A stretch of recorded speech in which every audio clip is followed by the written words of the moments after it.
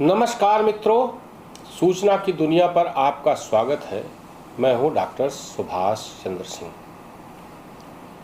मैं आज पूर्वांचल के राजनीतिक समीकरणों पर बात करूंगा। पूर्वांचल माने पूर्वी उत्तर प्रदेश। प्रधानमंत्री ने 14 तारीख को नामांकन किया और लगभग उन्होंने पूर्वांचल की सभी सीटों के लिए एक संदेश दिया है कि सब लोग एकजुटता से काम करें और पूर्वांचल की जो 5 हारी हुई सीटें हैं उन सीटों को इस बार हर हाल में जीतें। आजमगढ़, गाजीपुर, मऊ, घोसी और जौनपुर, ये 5 सीटें हैं। भारतीय जनता पार्टी की हर हाल में कोशिश है कि इस बार पूर्वी उत्तर प्रदेश और पश्चिमी उत्तर प्रदेश दोनों में जो हारी हुई सीटें हैं वो जरूर जीतें और 75 पार। वैसे भाजपा तो 80 के 80 सीटें कर रही, लेकिन लक्ष्य यह है, अंदरूनी सूत्र बताते हैं, कम से कम 75 सीटें बीजेपी और उसके सहयोगियों को मिलाकर के मिल जाए और बीजेपी को कम से कम जो है 72-73 सीटें मिली। वैसे राजनीतिक जानकार ये बीजेपी का अंदरूनी सूत्र भी कहता है कि 78 सीटों तक भारतीय जनता पार्टी जा सकती है। बहरहाल वो बात की बात है, वो 4 जून पता चलेगा। अभी मैं 4 सीटों पर समीकरणों की चर्चा करूंगा। अफजाल अंसारी पर मैं लाइव अभी कर रहा हूं, जो आप जो है देखेंगे उस पर मैं अलग से गाजीपुर पर अलग से बात करूं, पर अभी जौनपुर, मछली शहर, प्रतापगढ़ और कौशाम्बी की बात करूंगा, क्योंकि इन 4 सीटों पर भारतीय जनता पार्टी का समीकरण थोड़ा बिगड़ा हुआ था। तो थोड़ा बिगड़ा हुआ का मतलब यह है कि जीतने की तो बहुत संभावनाएं थे, लेकिन कहीं भारतीय जनता पार्टी को लगता था कि गड़बड़ न हो जाए, इसलिए पहले उसने जौनपुर और मछली शहर का समीकरण ठीक किया, फिर प्रतापगढ़ और कौशाम्बी का। अब आप कहेंगे कि इन 4 सीटों पर ही मैं चर्चा क्यों कर रहा हूँ? इसलिए कर रहा हूँ कि जौनपुर में बाहुबली धनंजय सिंह प्रभावशाली नेता है, उनके कारण भारतीय जनता पार्टी का कम से कम जौनपुर सीट पर समीकरण गड़बड़ा रहा था। उनकी पत्नी श्रीकला सिंह को बहुजन समाजवादी पार्टी ने टिकट दिया था। अगर वो लड़ती ठीक से तो भारतीय जनता पार्टी के प्रत्याशी कृपा शंकर सिंह को दिक्कत हो सकती थी। हालांकि कृपा शंकर जी बहुत लोकप्रिय नेता है, बहुत परिश्रमी है, जो मुंबई में उनका बड़ा कारोबार है और यही जौनपुर के ही रहने वाले हैं। लेकिन 2 बड़े प्रत्याशी अगर खड़े हों तो सपा को उसको लाभ होना तय था, इसलिए सबसे पहले तो जौनपुर का समीकरण ठीक हुआ।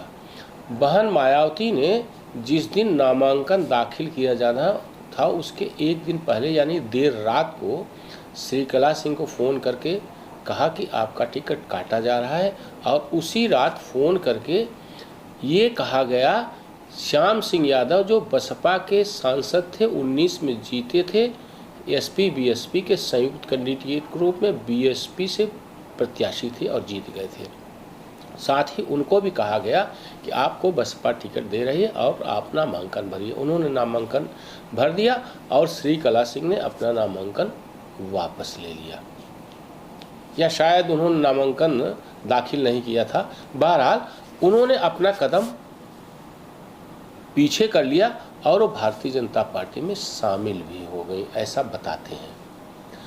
अब जौनपुर और मछली शहर धनंजय सिंह का प्रभाव न सिर्फ जौनपुर की 5 सीटों पर है, बल्कि उनका प्रभाव मछली शहर की कुछ एक सीटों पर है। फिलहाल उनके समर्थक तो वहीं हैं, वोट भले ज़्यादा न हो। मल्हनी से विधायक रहे, जौनपुर से सांसद रहे, मल्हनी में उनका ठीक ठाक प्रभाव बताया जाता है। अब धनंजय सिंह की पत्नी ने अपने को पीछे किया और धनंजय सिंह ने घोषित भी कर दिया कि देश में केंद्र की सरकार और राज्य की सरकार अच्छी चल रही है, इसलिए भारतीय जनता पार्टी को वोट दे, यानी उनका साफ समर्थन हो गया। प्रदेश में एक अच्छी सरकार चल रही है, आप लोग भारतीय जनता पार्टी को वोट करें। अब जौनपुर की सीट भारतीय जनता पार्टी को जीतने में कोई दिक्कत नहीं है। अब भारतीय जनता पार्टी के कृपा शंकर सिंह और समाजवादी पार्टी और कांग्रेस के बाबू सिंह कुशवाहा, जो भ्रष्टाचार के आरोप में जेल में बंद थे और जेल से छूटे हुए हैं, और उन पर जो है परिवार कल्याण मंत्री होने के नाते जो है हजारों करोड़ घोटाले का आरोप है। और श्याम सिंह यादव के खड़े होने से यादवों का एक तबका टूट सकता है, क्योंकि जौनपुर के ही रहने वाले वो भी है श्याम सिंह यादव, और बाबू सिंह कुशवाहा बांदा के रहने वाला। अब भीतरी और बाहरी का भी मामला चलेगा। जौनपुर में 5 सीटें हैं। जौनपुर सदर है, जहां से मंत्री गिरीश यादव हैं, विधायक बीजेपी के। शाहगंज से रमेश सिंह हैं, जो अपना दल से विधायक हैं, बीजेपी के समर्थन से। बदलापुर से रमेश मिश्रा हैं, जो बीजेपी से के विधायक हैं। शेष 2 सीटें जो है वो सपा के पास है। एक प्रकार से कहिए कि जौनपुर और मछली शहर का समीकरण भारतीय जनता पार्टी का सध गया। अब हम आते हैं प्रतापगढ़ और कौशाम्बी पर। वहाँ राजा भैया प्रभावशाली नेता हैं, कुंडा से विधायक है, और बाबागंज एक सीट है, वहाँ से उनका एक समर्थक जो है विनोद सरोज जो है विधायक हैं, यानी दोनों जनसत्ता दल के विधायक हैं। और ये दोनों सीटें जो है वो कौशाम्बी में आती हैं। कौशाम्बी लोकसभा क्षेत्र, जहाँ से भारतीय जनता पार्टी के विनोद सोनकर चुनाव लड़ रहे हैं। पिछली बार वो जीते भी थे। पिछली बार जनसत्ता दल ने प्रतापगढ़ और कौशाम्बी में दोनों जगह उम्मीदवार खड़ा किया था। हालांकि दोनों जगह उनको मात खानी पड़ी, लेकिन शैलेंद्र कुमार सिंह को वहाँ पर ठीक ठाक वोट मिला था। वो सुरक्षित सीट भी है। और उसी कौशाम्बी क्षेत्र में जो है कौशाम्बी सीट विधायक वाली भी पड़ती है, जहाँ से डिप्टी चीफ मिनिस्टर को केशव मौर्य को हार का सामना पड़ा था। और वहाँ से जो है कम्युनिस्ट पार्टी के उम्मीदवार जो है पटेल, जो वहाँ से जो है सपा के उस पर जीती थी। बहरहाल ये प्रतिष्ठा की सीट थी, इसलिए राजा भैया बीच में जो है अमित शाह से भी मिले थे। अमित शाह ने भी उनको मनाने की कोशिश की और उनको समझाया कि आपके लड़ने से भारतीय जनता पार्टी का नुकसान हो सकता है, इसलिए बेहतर हो कि आप इस बार कैंडिडेट न खड़ा करें। योगी आदित्यनाथ ने भी बात की उनसे। और मंगलवार को संजीव बालियान जो केंद्रीय मंत्री हैं और वहाँ के जो प्रत्याशी हैं भारतीय जनता पार्टी के, वो भी मिले थे और बहुत अच्छे वातावरण में बात हुई। जैसा कि राजा भैया ने कहा, उन्होंने कहा कि चूँकि जनसत्ता दल का कोई प्रत्याशी मैं नहीं खड़ा कर रहा हूँ और किसी दल से हमारा समझौता नहीं हुआ है, इसलिए समर्थक जो जानना चाह रहे थे कि वो क्या करें, समर्थकों से उन्होंने कहा कि जहां आपकी इच्छा हो, जहां आपकी समझ कहे और जहां आप वोट देना चाहें वहां दें।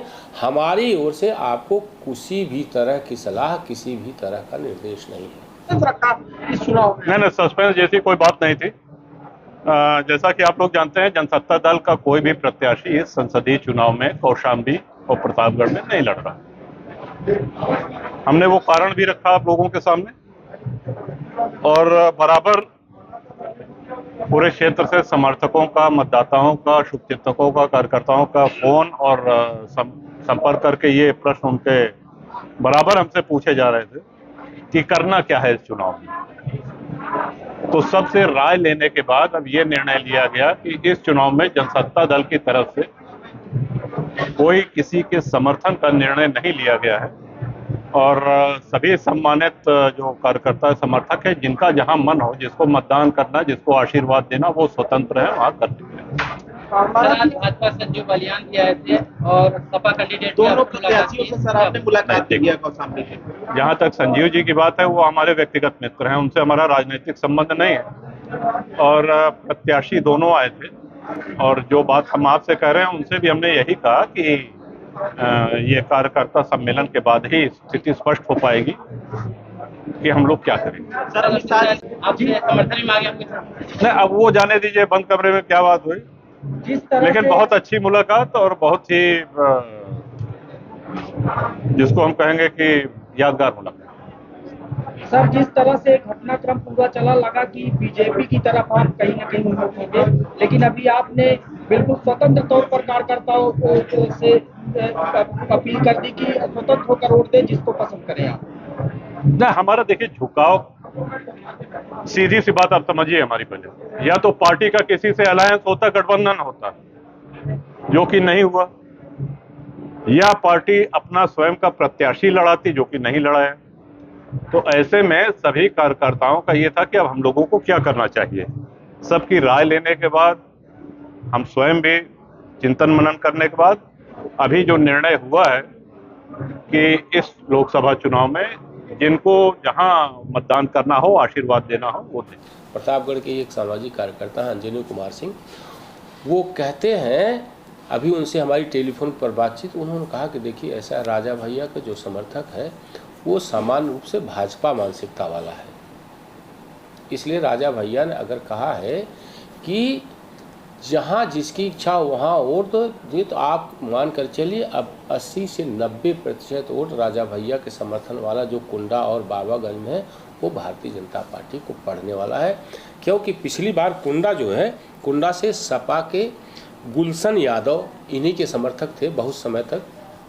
जब इनका समाजवादी पार्टी से जो है गठजोड़ टूटा तो गुलशन यादव जो है इनके खिलाफ चुनाव लड़े थे और ठीक ठाक कुंडा में वोट पाए थे, नंबर 2 पर थे।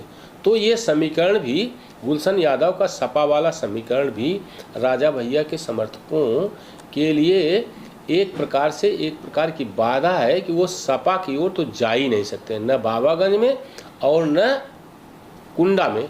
यानी राजा भैया के सारे समर्थकों का वोट करीब करीब भारतीय जनता पार्टी को मिलने वाला है।